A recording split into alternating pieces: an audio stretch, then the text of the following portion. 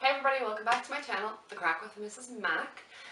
So we are going to do Finding Me episode 3 today, and I'm going to go a little bit more in depth about my DNA journey and why I've decided to do it, and give a little update on where my DNA swabs are and stuff. So yesterday morning, which was the 3rd of April, which was a Friday, I woke up to an email, and the email stated that the swabs have actually reached the lab in Texas. So that would be about 2 weeks, I think, today that I mailed them off. So it said it'll be another 3 or 4 weeks before I see any results, or before I get any results rather. So that's kind of where I'm at with that. So I guess that's the 6-week period that they were kind of talking about when I originally got the original kit. 2 weeks to kind of get there, and then 4 weeks to kind of process the results and stuff like that. I don't know if I'm going to be getting the results in paper form through the mail, or if I'm going to be getting them in an email. I think it'd be more interesting if I got them in mail form, but let's face it, I'm probably going to get them in email, and I'm probably going to have to go online, so either way it's all the same once I get them. So I want to go a little bit deeper into my journey and why this is so important to me in this episode. So I guess we'll start with that. So if this is your first episode into the Finding Me series, I suggest that you go back to episode 1 and just watch it from the beginning, just episode 1 and 2, really, because it explains where I got the DNA kit, why I've sort of decided to do it, and a little bit about my journey so far. If you're coming into this part here, you're very welcome, but it could just get a little bit confusing, and you know, if you have any questions about the DNA kit or anything like that, I do suggest to go back to episode 1. I'll try and drop a link into the video that you can go back to that. Otherwise you can just click back to my channel and go into Finding Me episode 1, and then from there you'll be able to get to episode 2. So 2 weeks since I've set my results off, and I haven't really thought about it too much as far as like my feelings about the stuff and that kind of thing. Like, I'm nervous and I'm anxious about like getting the results back, probably because I don't know what's going to come of it, but I'm also excited because like these are questions I've had for my entire life. So I am really excited, but I'm more anxious. I think my anxiety is getting the better of me. Even thinking about doing this video today last night, like I couldn't sleep properly. I'm just like, my head's all over the place certain times, and then other times I'm not even thinking about it. So for those of you that don't know, my name is Brittany, I'm 28 years old, and I've decided to document my journey about finding my roots and finding who I am. I am an only child, and I was raised in Fair Lawn, New Jersey, which is in the United States. I lived there up until I was 19, and then I moved to Ireland, which is where I still reside now, in Dundalk, and I'm here 10 years this year. Don't know where those 10 years went. I just feel like I blinked and all of a sudden here we were 10 years later. And over the past 10 years, I've gone through a lot of changes, and I've learned a lot about my past and about me as a person and some of the situations that I've been through. So bearing that in mind, I think that's kind of what's brought me to document this journey, and I think it's really important to like explain it to other people as well. I know that a lot of people who might be watching this might think, you're documenting too much, or why would you want to do that, or don't you think you put too much out there? But like, no, because I think that's a lot of the problem with today's generation, or maybe my generation. I can't really speak for all generations, because so many people are like conditioned to just put stuff under the rug and not talk and not wonder about things, but that's just not me. The curiosity just gets the better of me, and I have to know things. So that's, I guess, a little bit more to why I've decided to do the Finding Me journey. So like I said, I'm an only child. So I grew up on 27th Street. My mom and my uncle raised me, and I was reared in the home that they would have grown up in with my nana. And my nana raised 6 kids in the house by herself, as a single mother, from when my youngest uncle was born. I don't know how long after it was that their father had left the picture, but she was left to raise 6 kids by herself, work a full-time job, run a household, pay bills, and the whole lot.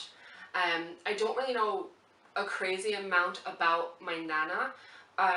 Like, I know some stories. I know that, like, she was an incredible woman and that she really enjoyed cooking and she was a really good mom and stuff like that, but she had died 3 years after this photo was actually taken. This photo here was taken in December of 1985.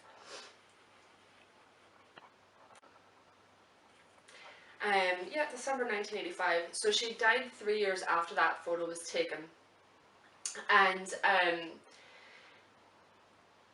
like, I've heard some stories about her and stuff like that, but I don't know too much about her, and I didn't get to meet her, unfortunately, because I was born in 1991.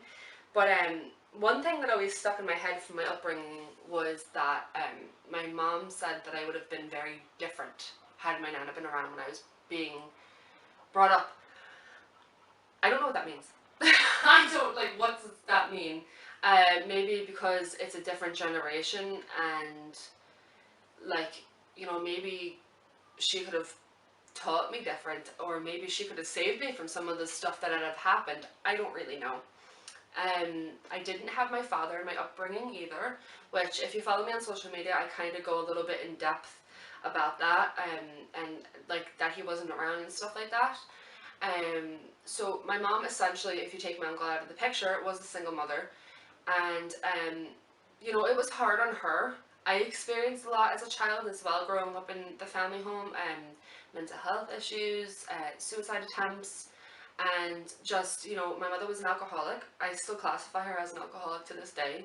She may fight me on that and say she's not, but she is. I mean, it is what it is, and you have to hold accountability where it's due. When I was 5, I was diagnosed with ADHD, which kind of was very hard for me as a child because you're kind of, you don't understand at that age what that means. Having to take medication to calm yourself down so you're not hyper like other children, and I just kind of feel like I was handed this mess of a life from such a young age, and I still don't really know how I got through some of it, and some of it still doesn't make sense to me. And I think that's why this DNA journey is also important to me, because it's going to maybe help me to understand some of my deeper roots and who I am as a person, and, you know, like, there's just so much that I don't know, and I'm kind of hoping that this DNA journey will help me to understand some of that. Um, as I got older, I always wondered about my dad, and especially more so when I went into foster care when I was 7 because of my mom's drinking. So that was really traumatic, being taken out of the family home and not understanding why, being told it's because I was being neglected, when in reality I didn't see myself as being neglected. I had food on the table, I had nice clothes, I had a roof over my head, I had everything that I felt like I needed. But I think now, even looking back, one thing I majorly lacked was the emotional stability that I would have needed at that age. And I think that's why I felt like I had to grow up so quickly. And that's why I think a lot of the stuff's so traumatizing to me now. I'm not playing the blame game at all. But there is certain things that happened, and I do think that they led to other things happening, and then here I am at 28 years old, and I'm kind of just left with all these questions. So, went into foster care at 7, was there for nearly a year, um, very traumatizing time being away from my mom and my uncle, absolutely hating the foster home that I was in, only being able to go and see my mom and uncle one day a week, which I believe was on a Wednesday, and not really getting on well in school, and just when I eventually did get home, everything was the same, but it wasn't the same. So I wondered a lot during that time, like, why my dad took, like, why couldn't my dad take care of me? Like, why wasn't he there? Why wasn't his family there? And I often, probably as a child, did ask about my dad and stuff like that, and my mom would just kind of brush it off her shoulder, or she'd get up and walk away, or I don't know, is the typical answer. And you can only listen to that for so long before you kind of get fed up of those answers. Um, this picture here that I'll show next is of me and my mom and my dad. It was taken just after my first birthday in 1992, and it looks like a happy picture, but it's actually taken in jail because my dad was in jail at the time. That was kind of his story in and out.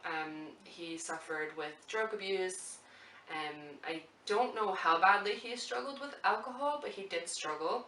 And his life was just really a mess. He was adopted, so I don't know if that played a big part in why he was slightly damaged. Maybe he was a damaged soul, I would say now. Um, so this picture here is the three of us in 1992, and you know, looking at it now, it looks happy. But you know, I couldn't even tell you how many times my mom might have taken me to see my dad when I was smaller, when he was in jail and stuff like that, because I'm sure if I asked her, she'd probably say she doesn't remember. Um, you know, it's little things like that that have kind of led me to doing what I'm doing now as an adult. Obviously, a DNA journey is not going to um, give me those answers. Like, it's not going to be like, oh, your dad saw you X amount of times when you were growing up and stuff like that. But it's going to help me. He was adopted, like I said, so it might help me to maybe find his actual birth family, which would be amazing. Like, they obviously give a child up. Maybe they wouldn't want to know me, but there's always the unknown. Um, as I got older, you know, still wondered a lot about like my family. Um, I watched my mother struggle with alcohol, and when I was getting older, I started to kind of rebel a bit more, I guess you could say, and started to struggle with things a little bit more as well.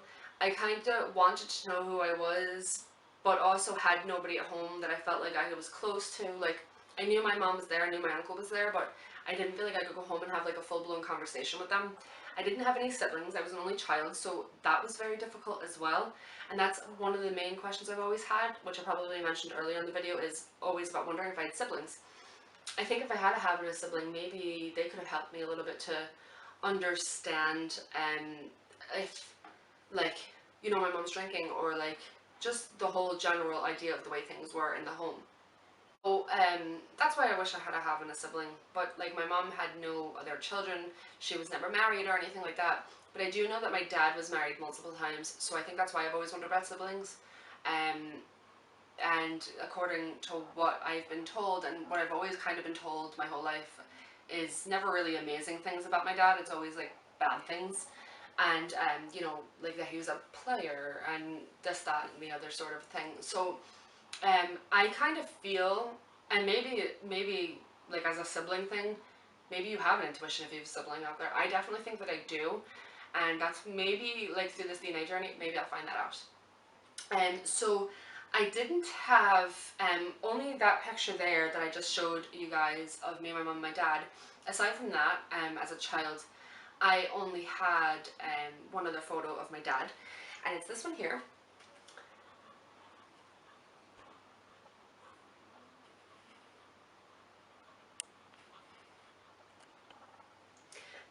And this photo here is really special to me. He actually gave me this himself in 2006 when I would have met him properly for the first time.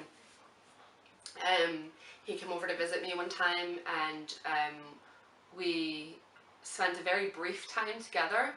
Unfortunately, things did not go well, but one of the things that he did give me was that photo of himself, and somehow over 10 years later I've managed to keep, if anything, that one picture safe. I carry that in my wallet every single day, because my dad has passed away since he gave me that photo. It's the only thing I have left. Um, I I kind of left it too long to try and find him before I found out that he had passed away. And like, he died in February of 2009, and I didn't find out that he had died until the August of 2009, when I reached out to his mother, who has now passed away. And it was only then that I found out that he had died, and that he hadn't just died, but he had died through suicide as well. So that took its toll on me as well. So it was a whole kind of, not only was that whole chapter of my life missing, I now had this big answer like cloud over my head of all the unknown. My mom couldn't answer anything. My uncle couldn't answer anything. You know, I was still too young to be able to like go and search public records and stuff like that. And you know, I kind of just let that bother me for a long time until his mother. I did try and plan to meet his mother in 2012, I think it was, just before I actually wound up getting married. But because of Hurricane Sandy, when we were over in New Jersey, we couldn't actually get down to her. The weather was far too bad, and then by the time it was all cleared up, not even that it was cleared up, we couldn't actually get down to where she was, so I never actually got the chance to meet her properly either. And she actually passed away in a freak accident in 2018. So that was literally, that was it. That was the only chance I really had to know anything about my dad, who would know anything about my dad, or maybe like his birth records or anything like that. Like, they literally all went with her when she passed away, unfortunately. And his side of the family literally wants nothing to do with me. That's just, you know, if any of them watch this, it is what it is. I've reached out to them, you know, and I've had brief conversations with them, and that's just it. Like, I just feel like I don't exist to them, and I don't feel like that's right. But you know, I think that's what's brought me to where I am now with this DNA journey, and why I'm doing it. Because like, if nobody else is going to give me the information, I'll go find it myself. It's just that simple. And you know, as far as my mom's side of the family, it's like taking candy from a child. You know, you get told as a child like who your aunts and uncles and cousins are, and I know who my aunts, uncles, and cousins are to an extent, but that's about the height of it. I don't know them, and I feel like I should. And a lot of it is probably because of my mom's choices with her alcoholism, and they've cut ties. Not that they've cut ties, but they don't really have anything got to do with my mom and my uncle, that live together still to this day. And I just feel like I've had to deal with that. I don't know half my family because of that, and I just don't think it's fair. I am not them. And that goes for both sides of my parents' family. I am not my parents. I am their child, and okay, yeah, I haven't made a lot of good choices in my life, but I don't deserve not to know my family because of my parents' decisions. And I just don't think it's right for people to do that. I'm only close with one of my relatives, and that's my cousin. We're the same age. I think there's only 5 months in the difference between us. And she's literally like my sister, and it's the only family member that I have that I would be close with, that I talk to all the time, and that I know. And the rest of them I know, I've talked to briefly, but I don't know them well. And it's just like, how do you... There's people in this world that don't know their families and are okay with it, and there's people in this world that know their family, don't want to know them, if that makes sense, and that's okay. But I am the opposite. I wasn't even given the choice, and because of that, I've always had a curiosity, and I'll not stop. I've often thought, oh, I need to stop this because I'm going to drive myself insane, especially after my dad died. I've done a lot of digging, and you know, I've gotten stories from his family. 9 out of 10 times they weren't a good story, because really, you know, when somebody passes away, most of the time, if they weren't a great person, it's only the bad that you're ever going to hear, and that's fine. But I know that my dad wasn't a horrible person, just like I know that my mother's not a horrible person. But you can't play the blame game. You just have to, if somebody has questions and you have answers for them, you should just be able to tell them and let them deal with it their own way. When my granny passed, I only had those 2 pictures up until that point of my dad, and I had reached out to some of his family members and got in touch with, I think, one of his like adopted brother's wives, and she sent me a load of photos that my granny would have had when she passed away. So I've put them into a photo album, and I'll just flick through quickly. You can just... I don't want to get too close to them because there is people in them that I don't know who they are, and you know, I've asked his family, but they don't know who they are either. I think it's like when you go looking for answers, nobody knows anything. That's really just the way it is. It's just like when I go asking my mom questions, nobody ever knows the answers. I would hope that if I ever have children sometime, in the future, like, I've always said that to my wife as well, like, I don't want my children to be like that. I want them to know what they deserve to know, because I know what that's like. It's a horrible feeling. So that's what's brought me to doing this DNA journey. I don't really know too much of my heritage. That also as well ties in with it. I think that my dad is Italian. Who knows? Not me, I think. Um, so I'm hoping that these results will confirm that. I know that my mom and uncle's side that I'm Polish, Dutch, and I think I've heard German before. Um, but yet again, like I'm not positive. So these results will help to confirm or deny those things that I've thought I knew or I do know. And it'll help me to go a bit deeper into, like I said, I don't know too much about my nana. Like when you go onto the website that I'm using through the DNA kit, it's My Heritage DNA. So it wants you to build like a family tree, but like you need certain information that I don't have, like my nana's birth year and her husband's information. I don't know any of that. I could get my nana's birth year no problem off of my uncle because I'm not talking to my mom at the moment. He could give it to me and give me what information he knows. But because they literally do not talk about their father because he left them, I would struggle with that little chunk of information, and I'm pretty sure that you need it. So I'm kind of in a rock and a hard place because I don't know if I'll be able to get that information. Is it vital to knowing that and getting my details? I don't know. So the DNA journey goes a lot deeper than just getting some results back and getting told that I might be Chinese or Dutch or I don't know, whatever they come back and tell you, because you can be like 1% of like anything in the world, I suppose, but it goes a lot deeper than that. I'm hoping to maybe get some results about siblings or family members, and if I could somehow track down like my dad's birth family, that would be absolutely amazing. I don't know if I'll be able to. So I'm hoping that doing this series is bringing awareness to like people getting to know who they are, if they're like me and only had one parent there, or struggled. Like it's difficult, and you're left with all these questions as you get older. And the more things that happen to me, I kind of think, what if I was given a different life? Um, when I was 13, I was sexually assaulted. I fell into an abusive relationship after that, and I fell into an even worse situation after that. And I was in that situation from the time I was 15 until I was 19, and I moved over here and I completely changed my life. And I've had 10 years to think, and I've had 10 years to learn, and I've had 10 years to reflect on all of the things that happened to me. And while I've not like come to terms with everything yet, I'm getting there. And I will be able to make sense of who I am and my upbringing, my family and all as the years go by. But I'm 28 now, and I feel like I deserve some sort of answers now at this point. I've decided to start doing my autobiography, which I'm hoping to get released before I'm 30 next year.